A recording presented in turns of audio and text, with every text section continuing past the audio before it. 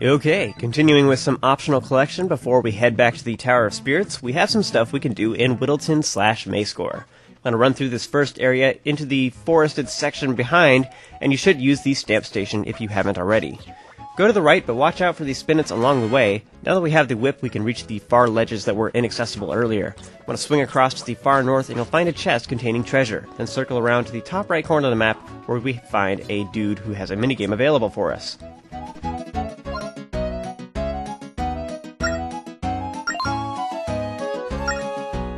So this game is pretty self-explanatory. Use the whip to work your way to the top of the island, similar to the beginning of the Phytops battle, except much longer, and we now have a time limit.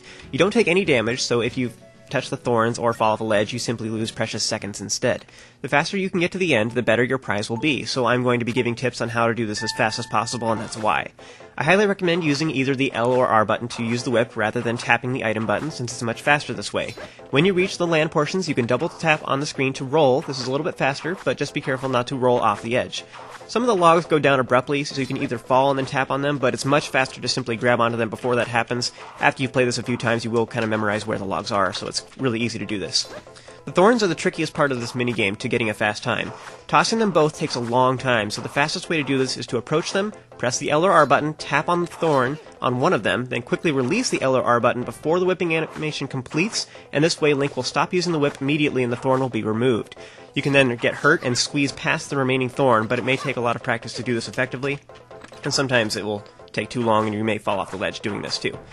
So I'm really not that much of a minigame fiend myself. I honestly don't care that much myself personally. It's more that I'm trying to do a really good job to explain it to you guys in detail so that you know how. So if you are trying to get a good time, now you know the tips that it takes to do that. With a lot of practice, you can definitely outdo my time that I just did here. I'm just trying to do the bare minimum to get the awesome prize. So if you can complete it with a super fast time of under 1 minute and 5 seconds, you will receive either a rare treasure or, quite possibly, a super rare treasure like the Regal Ring or Alchemy Stone / Priceless Stone. Both of those are worth 2,500 rupees, and it's only a chance that you will get one of those super rare ones, so don't be surprised if you never even see that one here. In addition to that, if you do get a super fast time, then the cost will be reduced to 25 rupees from then on, which is pretty awesome. So in order to get all the prizes, you do have to play this game repeatedly. I'm only showing that fastest speed because it's crazy, and I quite literally was just stalling around to get the slower speeds so that I could get the other prizes. And I'm not really expecting anybody to be able to do that super crazy fast speed. I'm just showing that for everybody's benefit in general, because I think a lot of people didn't know that those super rare treasures were even an option here. I was only able to get that after crazy amounts of practice and recording this over and over again for like an hour, yelling at my DS. So yeah, I'm just showing it more because this is a walkthrough and that's what I do, you know? Anyway, what I'm really trying to encourage you guys to do is to complete it with a fast time to get the heart container and a decent time to get the medium bomb bag. Those are both pretty easy to acquire, and you should be able to do that with just a few tries. So when you're done playing around, quite literally, return to the train and set a course for Aboda Village / Outset Village. We have another Force Gem quest that is now available, and this one's pretty easy, but it may take a little while depending on how lucky you are. As soon as you arrive, you want to chat with a little kid who tricked us into getting stung by the bees earlier, and he wants you to take him somewhere where he can look down on the world below, and your first thought may be to take him to the Tower of Spirits, but that is incorrect, even though that's technically the highest place in the game, period. We need to take him to Beetle's Airshop, which could end up being a lengthy chase indeed, because Beetle goes all over the place. One trick you can do, though, is to repeatedly hop on the train and then exit again, which changes Beetle's starting position. It makes him slowly rotate around the map, kind of, and it could take a few tries, but if you're persistent or very lucky, then he'll end up on the lower side of the map, like he is for me right in this video. Want to chase him down? Just watch out for the enemies and the signs along the way, and then use your whistle to call him down and park next to his shop.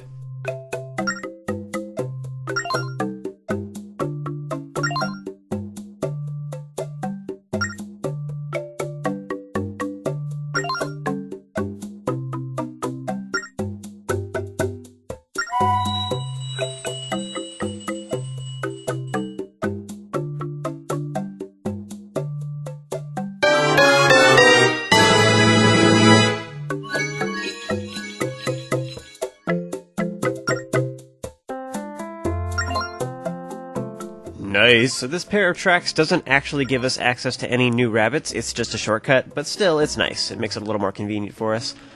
Next, before we move on, let's activate a gate to the far south. Now, Carbon's Force Gem from the last chapter created these tracks, but unless you were super curious earlier, you may have forgotten about it. We haven't actually needed to go down there yet. It's nice to get this out of the way now, though, so that it's available when you need it, you know what I mean?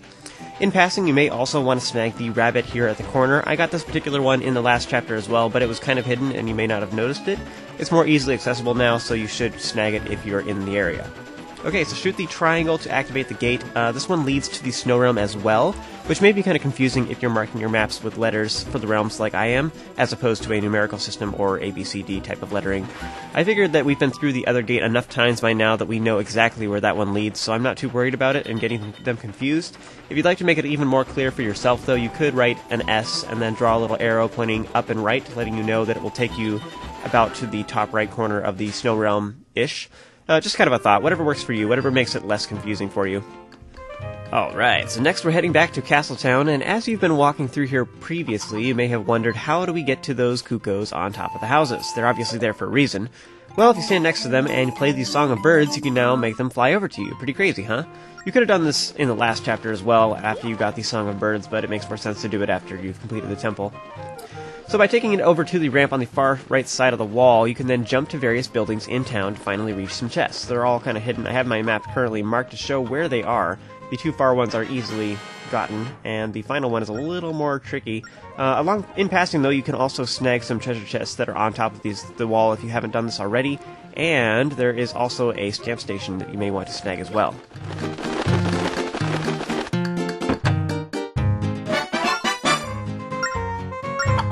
So this final one is a little more tricky. It's on the far left house, but to get to it, you'll need to think outside the box a little bit. I'm going to go back to the ramp and then fly to the top right house, and from here, work your way left, and then you'll need to jump on top of the lion statues. It may take you a few tries, but it's not too hard.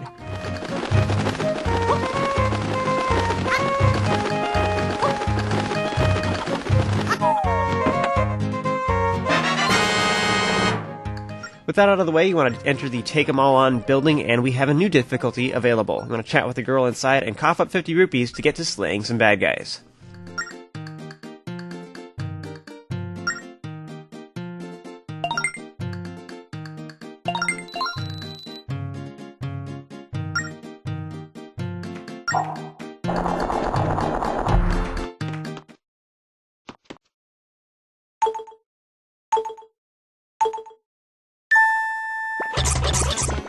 In this first room, you'll probably have to take out these spinets first. They'll chase after you, so it doesn't take much prodding to get them right where you want them. Well-placed spin attacks will take out multiple spinets at once, while for the keys, you may want to take them out one at a time, or use the whip to play it safe and get them from a distance.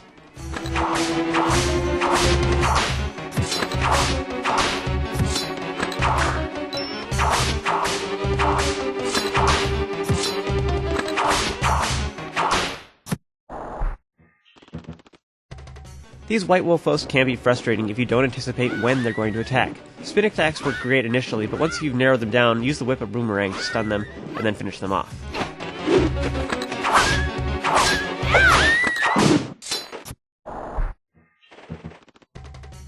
To take out these mini freezards, you obviously need to melt them with the boomerang. However, be warned that if you just bonk them with the boomerang like normal, or if you slash one of these mini freezards with your sword, it could bounce them around and make them hit against each other, and then they're flinging all over the room, and then it suddenly makes this quite a bit more difficult to not take damage. There isn't that many of them. The room is fairly large, so you shouldn't have much problem with this, though.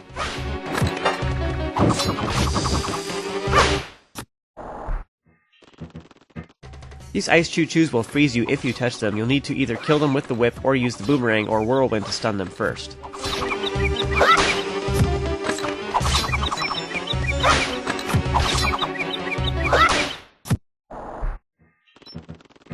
This room can be a little challenging just because you'll want to separate the Geozards. With the whip, you can now remove their shield, making it a lot easier to deal with them. And if you want, you could even remove both their shields, then gather them up, and then just spin attack both of them simultaneously.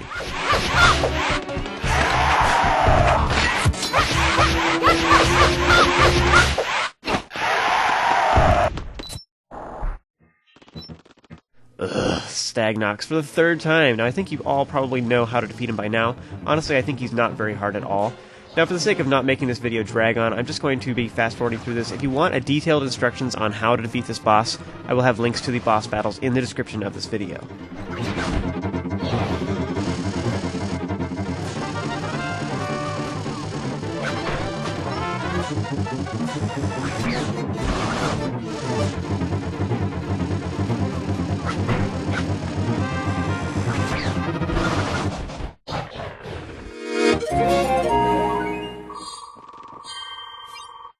Okay, this room is a little crazy. We have 20 rats to dispatch, and that can be pretty difficult to do without taking damage. They move around very quickly and sporadically, making them hard to know exactly when and where they will go. Spin attacks work great, just don't make yourself dizzy, and you can tap on them to hopefully jump attack them, but this is also dangerous because it makes you vulnerable. Being defenseless and moving quickly is probably riskier than holding still and being vulnerable, you know what I mean? So I think it's probably better to kind of play it safe and only either progress really slowly by moving around and then just attack anything that gets even remotely close to you.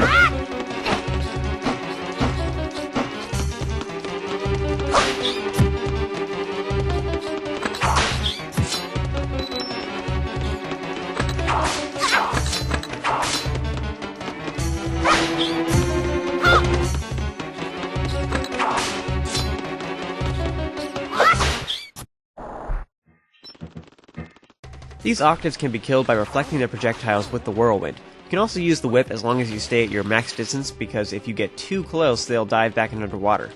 So if you want to use the whip, then you'll probably have to alternate which one you're attacking and just kind of switch back and forth, but this can be a little faster than using the whirlwind still, so I kind of recommend this method.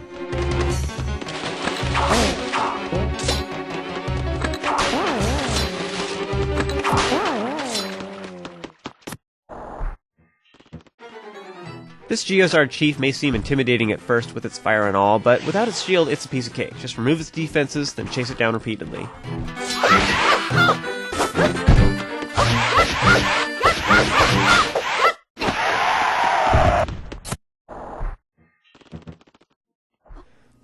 Second boss. I'm sensing a pattern here.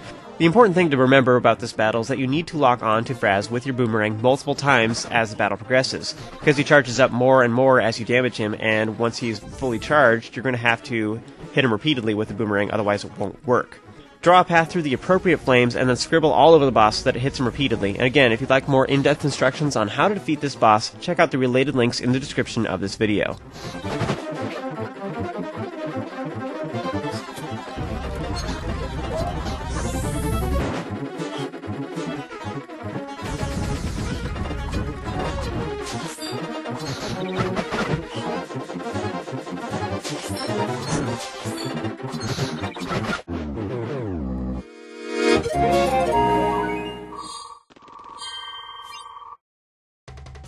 This room has 2 snappers. Honestly, not much of a big deal, especially if you can take them out one at a time.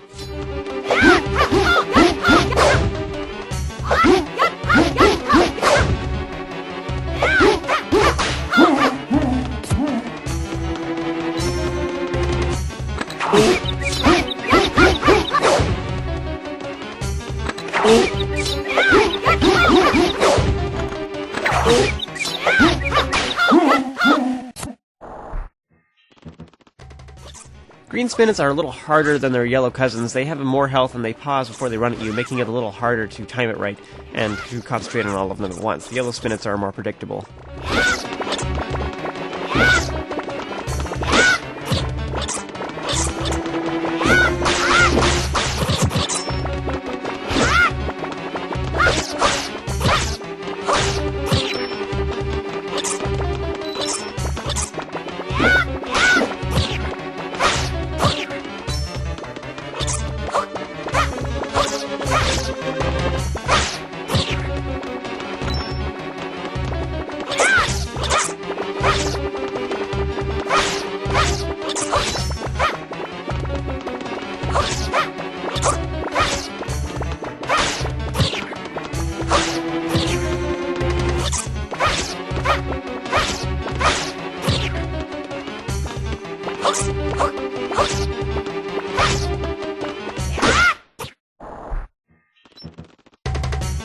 This room can be a little tricky to get through, but you should easily be able to make it to the other side if you're slow. To do this, you can use the boomerang to stun the Octoroks only on one side, and steadily work your way forward and standing in the gaps that have the stunned foes. I was just impatient and I just ran through here getting hit repeatedly, but I figured I'm near the end anyway, and we're not exactly low on health, so I can afford to be a little reckless.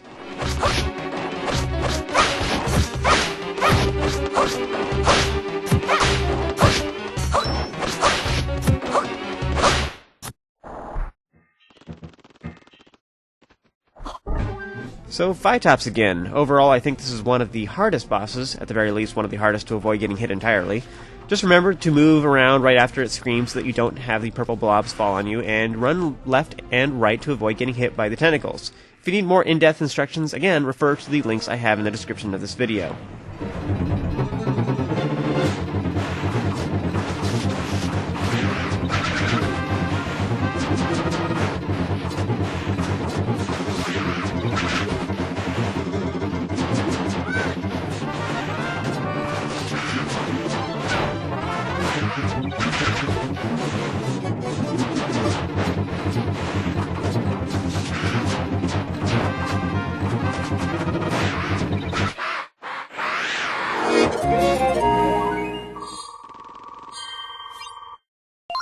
So once you have completed all of the floors, you'll be rewarded with one of the 2 bomb bag upgrades. Along with the other upgrade we got earlier in the video, you can now carry up to 30 bombs at once. Sweet!